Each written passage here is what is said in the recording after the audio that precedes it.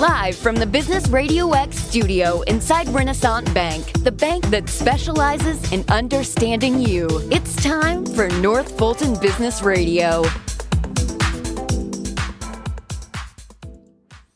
And hello again, everyone. Welcome to another edition of North Fulton Business Radio. I'm John Ray, and folks, we are broadcasting inside Renaissance Bank in beautiful Alpharetta, and it is beautiful today. And folks, just a quick reminder that we are in Renaissance Bank, and Renaissance Bank is the bank that you want to go if you are a refugee of one of those big mega banks and you're tired of their soul-crushing, non-human experience. Yes, you know what I mean by that. They don't want you to talk to a live person or anything like that. And guess what? Renaissance experience for their customers is different. What they do is they believe in delivering personal service and also being big enough to deliver pretty much any need you can have as a business. And that's a pretty nice combination to have if you're a small, medium-sized business. So go to renaissancebank.com, find their local office near you, some 200 around the Southeast. Give them a call. I think you'll be glad you did. Renaissance Bank, understanding you, member FDIC. And now I want to welcome Nancy Treaster and Sue Ryan, and they are with the Caregivers Journey. Sue, Nancy, welcome. Good morning. Thank you. Yeah, great to have both of you. Let's talk about the Caregivers Journey. How are you serving folks out there? We're not talking because we're looking at each other, which isn't helping you at all. I'll edit that. Please do. The Caregiver's Journey is a specific venture focused on supporting people who are caring for loved ones living with dementia. And we do that mostly today through a podcast, but we also have a lot of other resources as well. Mm-hmm. Okay, let's talk about, first of all, I want to get into your journeys, your personal journeys, and why you're so passionate about this work here in a second. But let's just talk about, before we get into that, the scope of the problem, because this is a really big issue, as we were talking before we came on the air. Sue, do you have any, I guess, statistics or anything you can share that gives us the scope of what is going on with caregiving in this country right now? Sure. Very conservatively, because many of them aren't being measured. There are more than 55 million caregivers for people with types of dementia, and Alzheimer's disease is one of those types. And by the year 2030, more of us in the United States are going to be over the age of 65 than under. And with that increasing number, the pool of available family caregivers just a few years ago was about 7-1. And as more of them become care receivers, our pool is almost down to about 4-1. And by about 2050, it'll be down to 3-1. So as the number of people with diagnoses of dementias and other types of diagnoses increases exponentially, the pool of available family caregivers is decreasing. And so the need for us to be able to support our loved ones increases. Yes. And just to give scale here, so 55 million people in a nation of, 350 million or something, that is a huge percentage. It is, and that's conservative. Yeah. Yes, and we've got more than 18, or more than, you're going to have to add to this. I didn't know we were going to talk statistics. I apologize. That's I'm okay. trying to catch back up on my mind. But yeah. Well, it's 7.4 million people have dementia in the Americas today, and by 2050, it's supposed to be about 15 million. Wow. And then they're supported by, obviously, a lot of family caregivers today. So the two of you have become very passionate about this because of your own individual stories. yes. So let's talk about that. Nancy, you want to go first and talk about your own journey as a caregiver? Yes. My husband got diagnosed with dementia about 9.5 years ago, and he is still at home, and we are taking care of him. In the meantime, about 5 years ago, his father got diagnosed with Alzheimer's, and they lived 3 miles away from us, and we moved them there about 16 years ago with the objective that we were going to take care of them. So they don't drive anymore or do anything to that effect. So I do all their grocery shopping and take them to doctor's appointments. So really taking responsibility for two sets of families that are living with dementia. And that got me started on figuring out I need to understand how to help people who have dementia. Sue, you want to share a little bit of your story?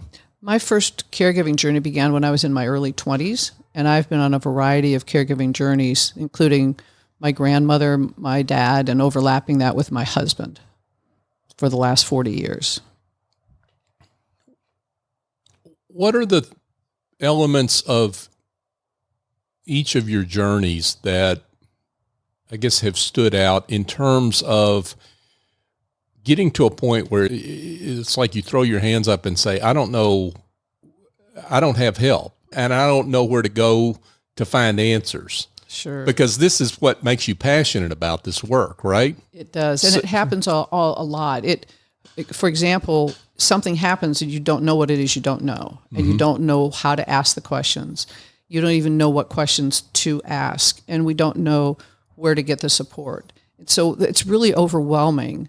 And now we have more kinds of resources available, but you still have to know what the questions are. And then when something comes up, I don't know what to do with it. And that's a lot of where it comes. It's just not knowing. And there's, of course, they say if you've met one person with dementia, you've met one person with dementia. So every person's different.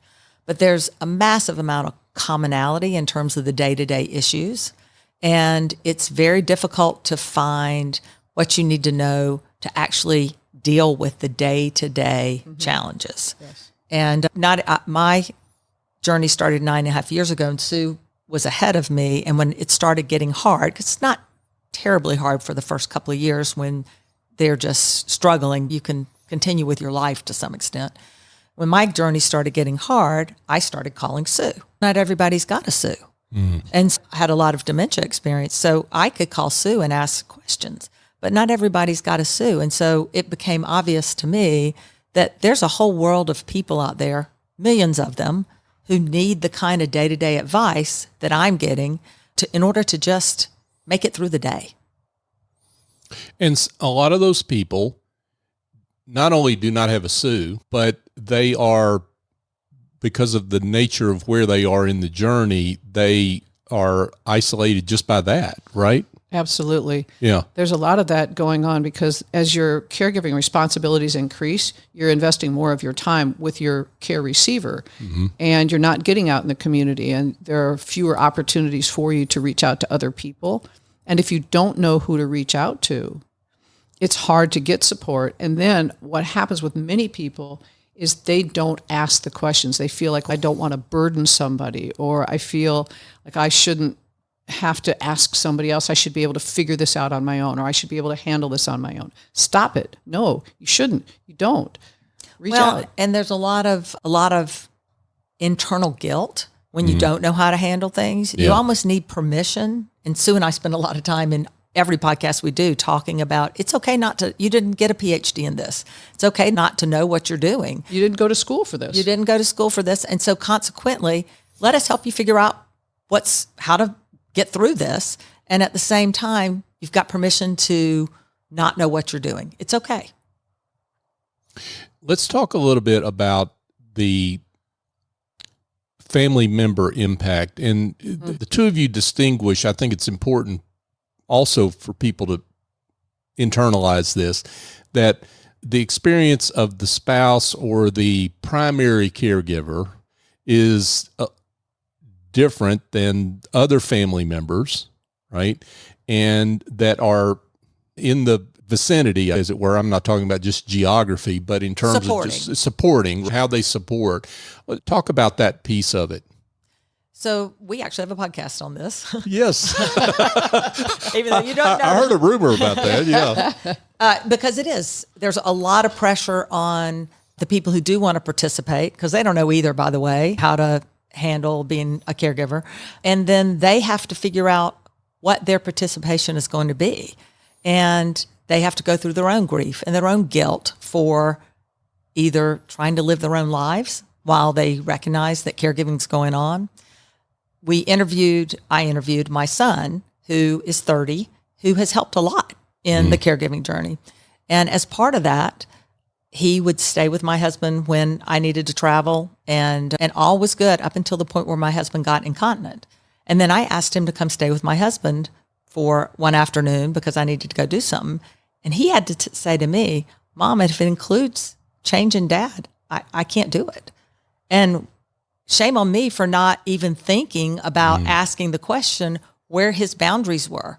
And creating a support team is wonderful, but you have to manage a support team and talk with each and every person about what activities they're willing to do.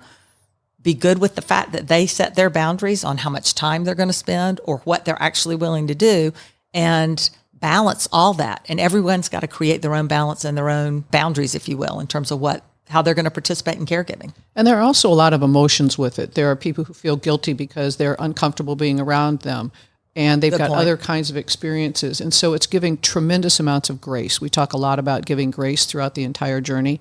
We've had very close family friends who just felt so uncomfortable they couldn't reach out, and then they're feeling guilty. So it's having them not have emotions that don't support them either, and then embracing whatever capacity they have. We're meeting them exactly where they're at. Especially when we're talking about dementia. It creates, even beyond the activities that it takes to support someone with dementia, just being with someone who has dementia, some people just can't do that. Yeah. Say more about that. I think those of us that have been with people with dementia understand what you're saying. But for those that have not and maybe see this in their future, say more about that. What does that mean? Someone with dementia, sometimes they're not, as their diagnosis progresses, they may not even look you in the eye. They may not acknowledge your presence. They're still in there, and that's part of what my son talks about in the podcast I did with him, is to help remember, no matter what, they're still in there. They still deserve your respect. You still need to treat them with dignity. A lot of their activities are childlike, but they're still an adult, and you still have to participate and help them have as much dignity as possible. And that takes a different kind of mentality. And some of my husband's friends just don't want to see him like this. They say, I can't do it anymore. I can't show up and be around him because I don't want to see him like that. And I have to find a way to be okay with that. But it is different. And some people can handle it and some people can't. And on the other side of that, they're also dealing with their own emotions surrounding it. There's some that have fear of it. Some of them, it reminds them of a loved one they had that went through the diagnosis. So it's a complex journey that you want to reach out to them and meet them where they're at and understand and give them permission. If they're not comfortable, with my husband, we had several of his close friends, and they weren't comfortable being around him anymore because of their own experiences. And I said, that's fine. I loved them exactly where they were at. It strikes me that you really, in this educational effort that you're giving us, that teaching people how to have grace is a big thing. Because what you just said is real easy to say, right? But it's hard when you're in the middle of it to say, yes, that's okay that you can't come and relieve me. Sue's right? better at it than I am. Yeah. But I do try to take her advice every time. But I will say, in every podcast episode is 20 to 30 minutes, and we spend at least 5 minutes talking about grace for the care receiver or grace for your as a caregiver. Yeah. It's a topic every time. It is a lot. There are so many emotions that we've never learned how to deal with when we're on the journey. And many of them are, especially with couples, when it's your spouse. You got married for better or for worse. We should be able to do this. They feel guilty if they're struggling. They feel like they should take it on, which is why we talk a lot about getting support for the caregiver themselves, because they keep shaving off care, as both Nancy and I have experienced. And so it's emotions around everybody. So it's really being hyper aware of everybody on the journey with you and where they're coming at it. Yes. Wow.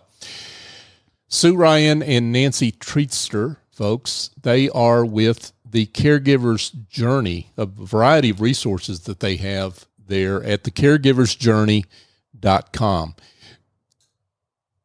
Let's shift gears here a second and talk about business.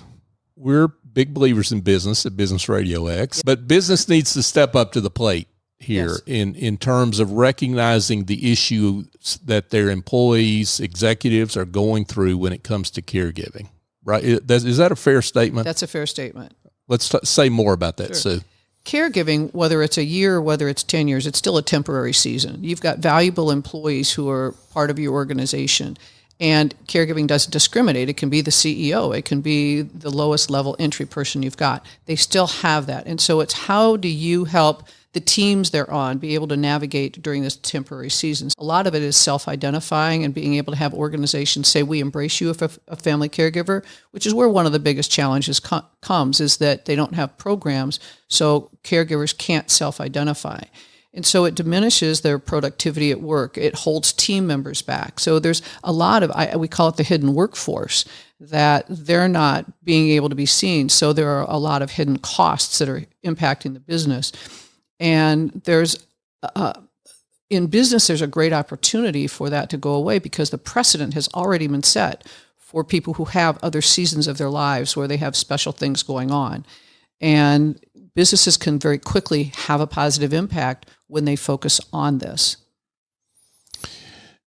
And what we mean by having a focus on this is a little more than just one-on-one, right? In other words, it's more than just one employee self-identifies and you deal with that one employee's issue. It's really more of a, for lack of a better term, encouraging people to come forward with their issue. This is what I'm dealing with, and that they don't have to fear about their future with the company or their promotion opportunities, their career with the company, et cetera. Right. Is that what we're talking about, Sue? Absolutely. And again, you talked about statistics. They're rampant, and again, they're conservative because when family caregivers can't self-identify, but over 60% of them identify that they struggle with their work.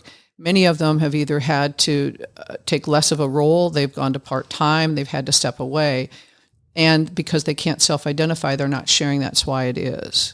And so the costs impact everybody throughout the organization. When you go to work, you're still have your family caregiving responsibilities. When you're at home, you still have your work responsibilities. So it's having the business be open to the flexibility. And the number one thing that family caregivers would benefit from is flexibility in their work hours, flexibility in their work environment, and have their team members know that they've got this season going on so everybody can work around it. And that's one of the biggest things that will very quickly raise the productivity in business. They don't want to have to leave work. They don't want to have to quit. And the financial impacts of that are significant. Yes. And so you're a leadership coach on this. I'm not sure if on the side, you're so busy. I don't know what your moonlighting is, Sue, but you're a leadership coach, have been for years. Yes. Beyond just giving employees flexibility, working flexibility, what advice would you give to team leaders out there in terms of working with a team member that has a caregiving, that is on a caregiving journey? John, that's an excellent question. The leadership team, when they learn how to have the conversation, to be able to lean in and learn what the issues are, because as Nancy said, you meet someone with a diagnosis, you meet one person with it. Everybody has different issues and they have different responsibilities. It's having the management be able to reach out to the individual family caregiver and say, what is it you need? How can we support you? And have them be able to just share that. They want to keep working and being then able to adapt, because also it's not just the caregiver, it's the team around them.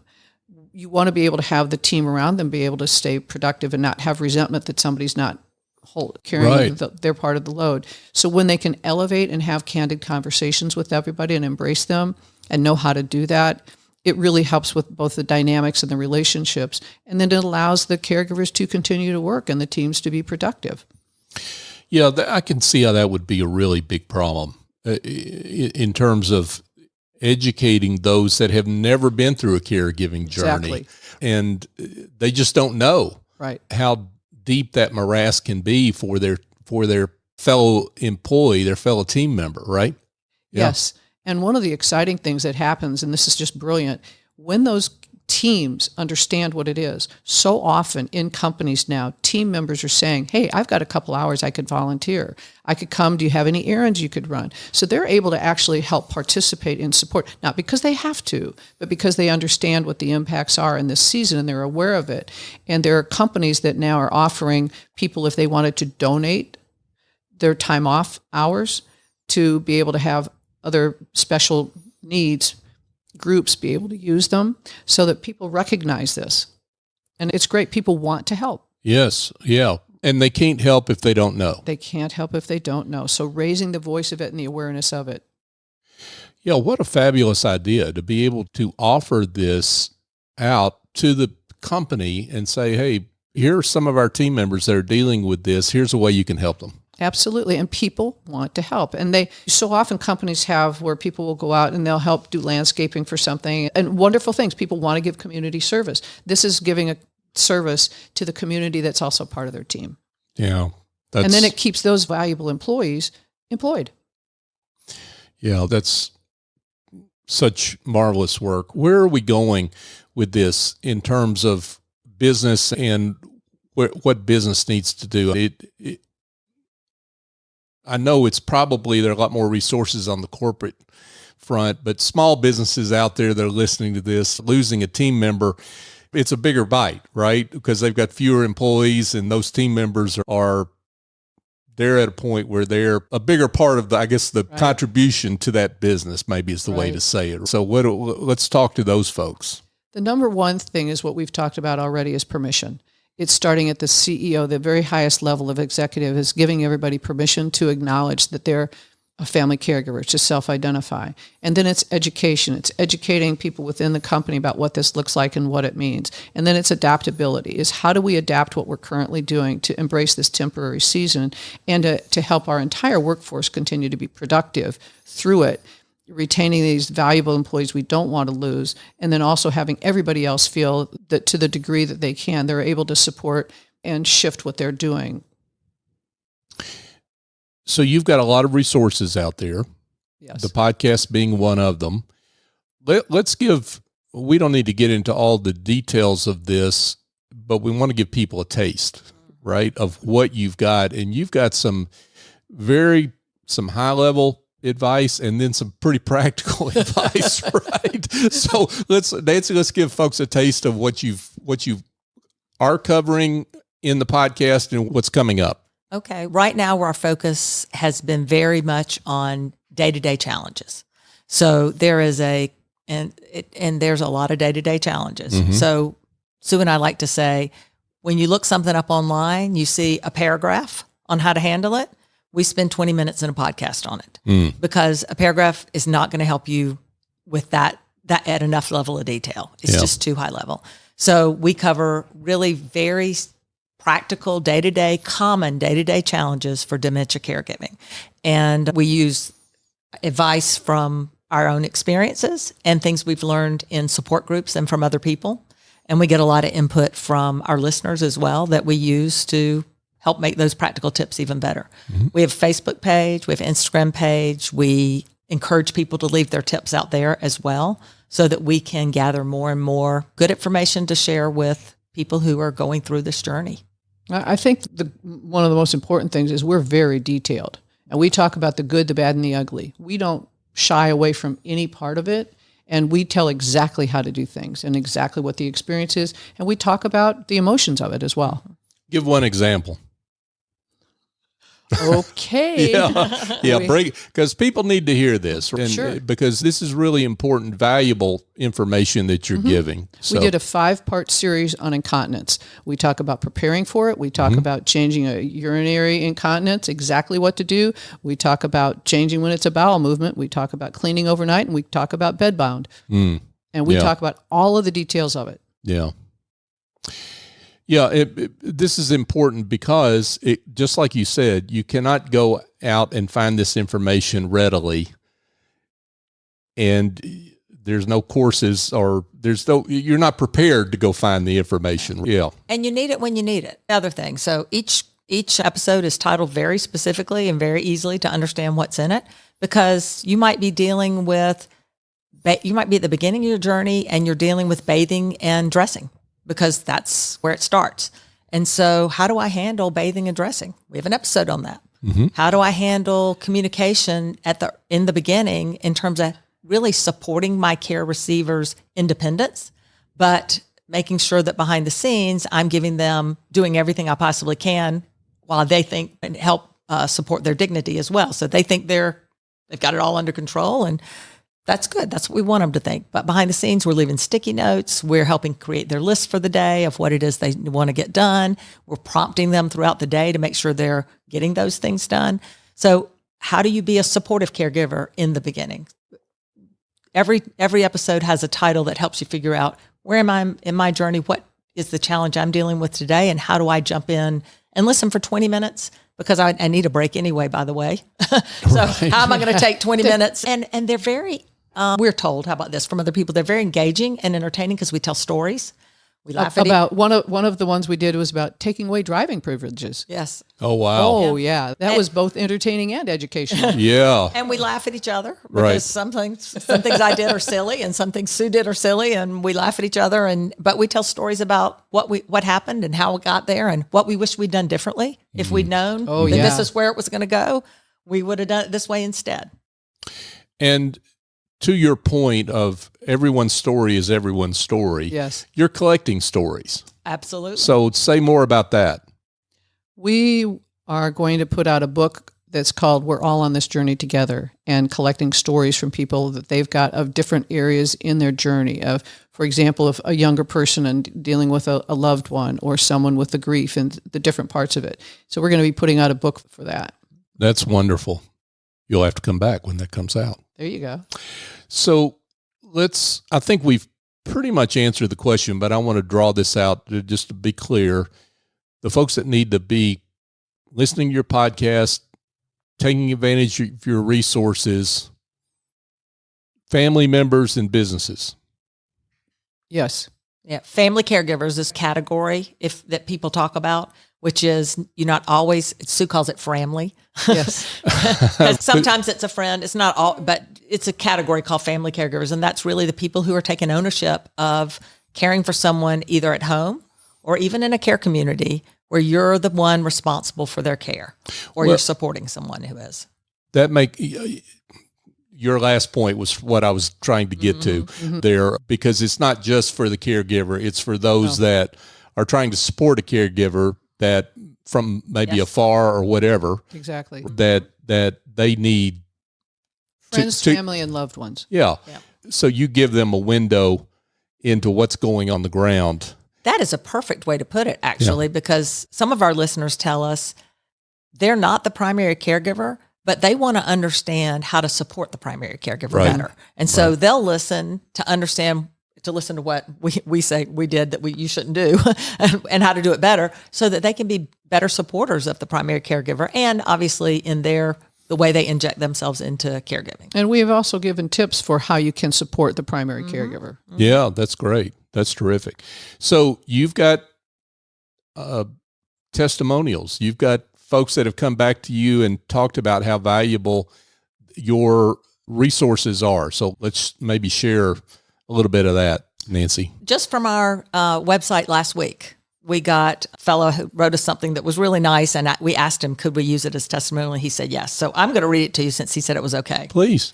He said, I listened to that episode 3 times. It totally changed my perspective in dealing with it and in being aware of her feelings, including embarrassment, and how to encourage and congratulate her. I'm really moving to a better mental place because of your work. It's more than just educational. It's therapeutic. Oh, wow.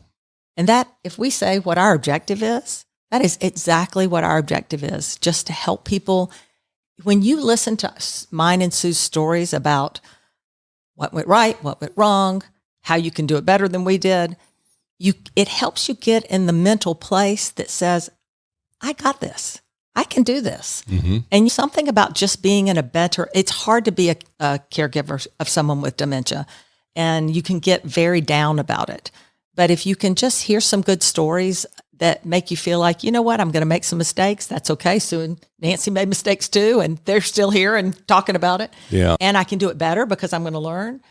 You can find yourself in a better place. And it helps them to see themselves in the journey and be okay with it, and that we're all on the journey together.